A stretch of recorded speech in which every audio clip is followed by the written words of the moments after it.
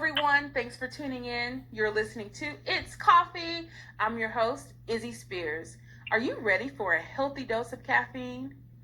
Welcome to the second episode of our mini-series, Behind the Grind, where we get real and sit down and talk about the good, the bad, and the ugly of following your dreams. Today, we have the talented Shanique Yates. Shanique is a social media coordinator and a creative with dreams of eventually becoming an on-air talent. Shanique has had the pleasure of earning a few bumps and bruises along the way with her journey as a creative and a Black woman in the media industry. Thank you so much, Shanique, for coming on the show. Thank you for having me.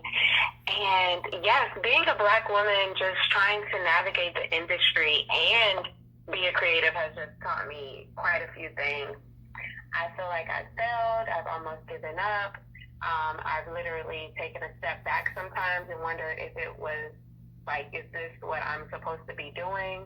And I've received a lot of no's along the way.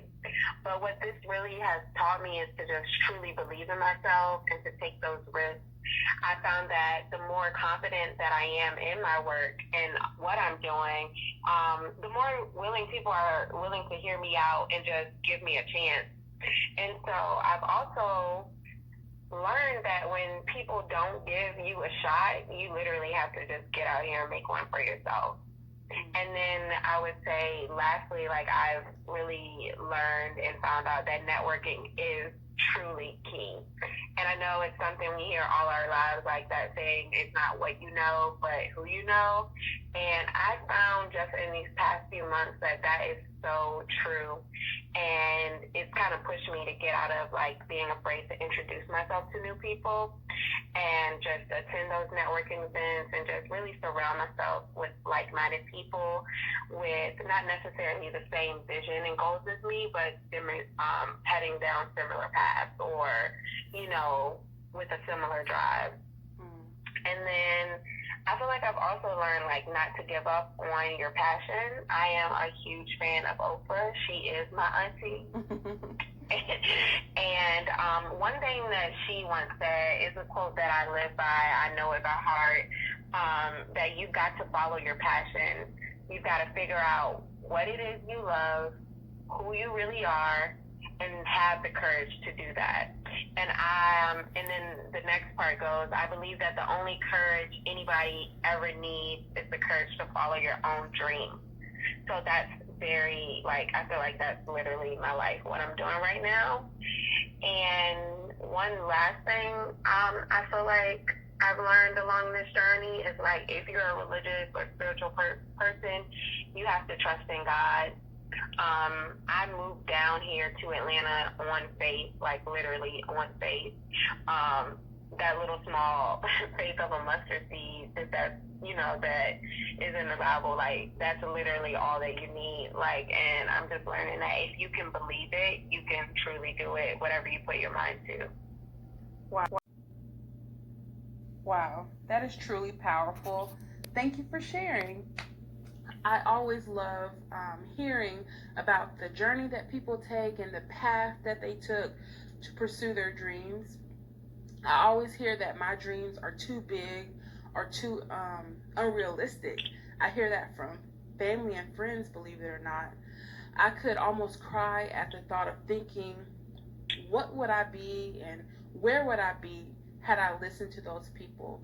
So it really melts my heart to think about who we have not, people out there who have not pursued their dreams, and due to the negative things that other people have said or projected onto them, what damage that causes. Wow. I think that's a really good one. Like, that is a very good point to make, because I personally feel like dream killers are toxic, and that's no matter who they are, whether it's your friends, family, what have you, they're just toxic, period. I know a lot of the time that this can be family, and while they generally might not mean any harm, and they want to put it as like being a realist, it's vital, in my opinion, that you put out boundaries to ensure that you're not letting what they say seep into your spirit and get in the way of you dreaming big. I once saw somewhere that God gives the vision to you, and specifically you, so other people really won't understand what it is that you're trying to do, and that's literally okay.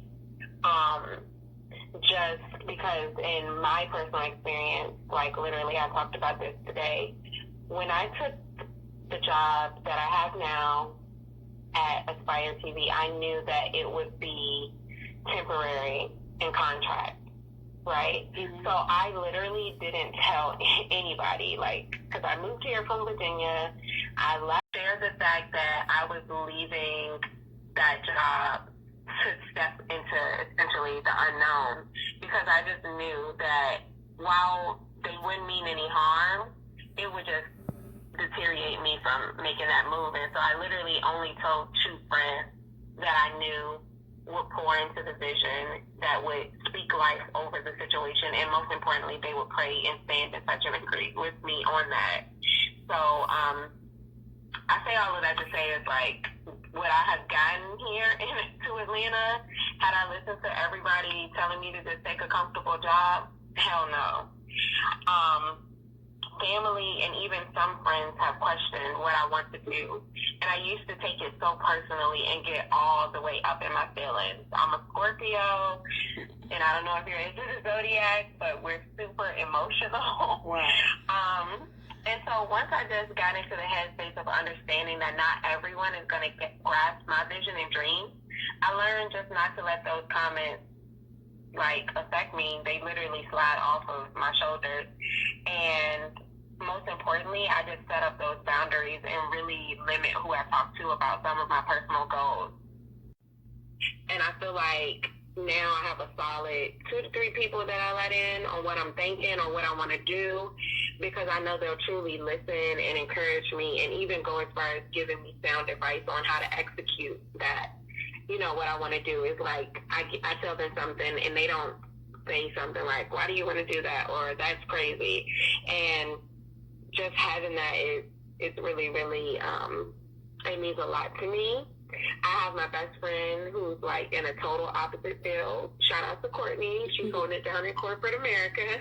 And she'll just get me to explain to her, like, what the hell it is that I'm talking about. Like, and then secondly, she's quick to be like, girl, call me, let's pray real quick. And that's, like, so important to me. All of my close friends are actually super supportive, and I'm so thankful for my tribe, because you can't really expect to hang around people who are small-minded and negative and expect to flourish and grow. It doesn't work like that. So if you find yourself around people who are constantly downplaying your dreams, it just might be a good idea to cut ties in a loving way. I think we're meant to grow, and I'm a firm believer that some people only come into our lives for certain seasons, and that's just that. That makes me feel a million times better, because I tell you, that is a secret that what you mentioned about not telling people your dreams and ambitions. Like, that's something that I do, and I've always been that way. I want to protect it, and I feel that if I put it out too early, you know, I may be too vulnerable, and my goal or my dream may become vulnerable. So, yeah, I'm like that. I keep it close to my chest, and I really protect it and nourish it while it grows. And because I don't have time to be distracted by the fears people project onto me. So I really appreciate you sharing that. That really hits home for me. And I'm sure there are other people out there who are struggling with the same thing.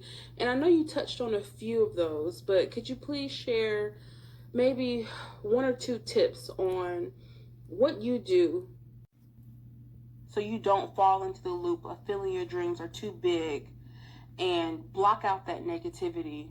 Wow. Okay. So this is like one of my favorite things to do, because I feel like I come from like an area, or I like am used to somewhere, like being in a place where people like get these keys and they feel like they got the keys to the city and they don't want to share things. And so I love to share my best practices, because I'm all about helping the next person, right? Mm-hmm. So at the top of this year, I really sat myself down and I was extremely intentional about my dreams and just exactly what I wanted to do and what I wanted to make out of my life. I got super serious in my walk with God, and now like he's like really my homeboy, like like for real, because I like truly try to make time to be in his presence each and every day, and it just makes a difference. That's one of the ways that I keep myself grounded. I grew up going to church, but I can't say that I like it wasn't really expected for me to go. Like I know some people grew up there like, oh, I had to be at church every Sunday. It wasn't like that in my household, which is nothing wrong with that. But at the same time, I had to really like figure him out and know and develop a relationship with God on my own and just get serious about learning his word and applying it to my life. Another way that I keep myself level-headed is just taking the time to remind myself of where I used to be, where I am now, and where I am headed. I feel like self-reflection is key. Like, it's a major key. Shout out to DJ Khaled. And it doesn't have to be this big old pity party if you aren't where you want to be at. Like, I just learn to celebrate myself, even if I do something as small as wake up early to hit the gym, or if one of my posts, like my social media posts for work, does really well, I will literally buy me a bottle of wine, come home, and celebrate myself. And so at the start of 2019, I actually created a little blessing jar, and I literally just took like a mason jar, cleaned it out, and I fill it with all of my little wins that I get each and every day. And I'm super excited that we're in quarter 4 of the year because like I'm going to get to empty the jar out and like look back at all of my accomplishments or things that made me proud. Another big thing that I did was I created a vision board that's hanging in my room for me to see every day, and it encourages me to keep going. I've been doing this for about 5 years, and I want to give a huge shout out to one of my close friends, Mecca, because she like brought the idea to me. I had never heard about a vision board before, and so although I did it for 5 years, it was like 2019 was like special. I usually have like this vision board party, but this year I just sat by myself and I worked alone, again with a nice little bottle of wine, and I was very intentional about everything that I wanted to do.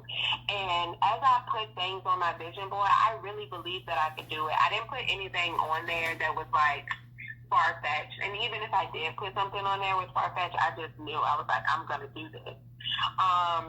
And then lastly, I would say find an accountability partner. Like, not just someone who's going to be a yes man or woman, but a person that's really going to call you out on your shit. And they do it from a place of love because they want what's best for you, right? So it's just like, I'm just really big on approach.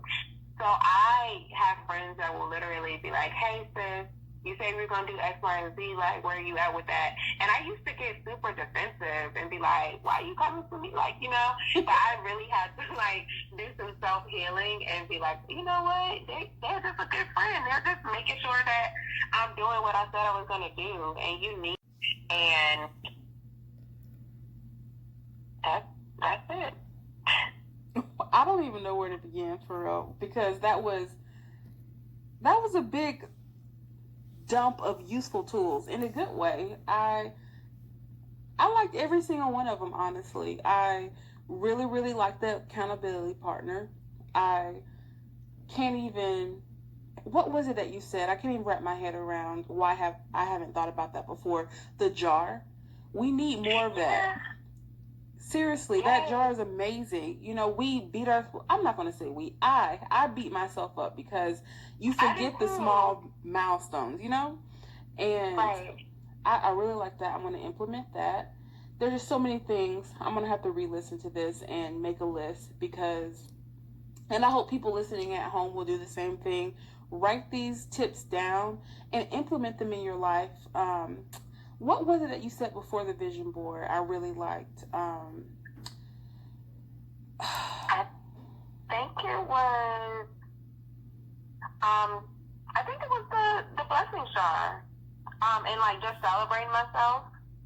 That, and there was something else. I'm gonna have, like I said, I'm gonna go back and make a list and implement some of these things, because it has value in, like you said, celebrating yourself and being your own cheerleader and pushing yourself forward, because the small wins add up to a larger win. And I'm going to go back and remember what that was that you said before the blessings jar, because it just really resonated with me, and I want to implement that in my life. But yes, I'm down for vision boards. I really need to find an accountability partner, and just really people who are like-minded, like you said, who are willing to help push you forward, because like you said, sis, if I win, we win, and we can all win together. So I really appreciate that, and I'm just really soaking in all these jewels that you just put out there. It was some good stuff. You're welcome. So, Shanique, thank you so much for being a guest on It's Coffee Behind the Grind. I hope this cup of coffee was poured just the way you like it.